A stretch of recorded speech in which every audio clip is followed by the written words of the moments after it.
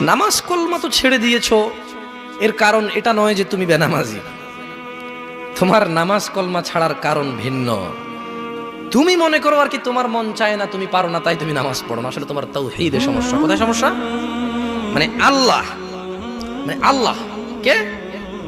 আল্লাহ, তিনি যে তোমার হিসাব নিতে সক্ষম এবং তিনি যে তোমার হিসেব নিবে, তুমি এটা পরিপূর্ণভাবে বিশ্বাস করো না, তাহলে তো তুমি নামাজ পড়তে। তুমি মনে করো আর কি তুমি নামাজ পড়ছো না, তুমি গাফেল। এই জন্য তোমাকে বলেছি আল্লাহকে ভয় করতে হবে। ফর এক্সাম্পল, আল্লাহ নামাজ ফরজ করেছে। কে নামাজ ফরজ করেছে? আল্লাহ। মুয়াজ্জিন আজান দেয়, তুমি নামাজ পড়ো না। তুমি মনে করো তোমার দান সাদাকা তোমাকে উদ্ধার করবে। তোমাকে ভুল শিখিয়েছে।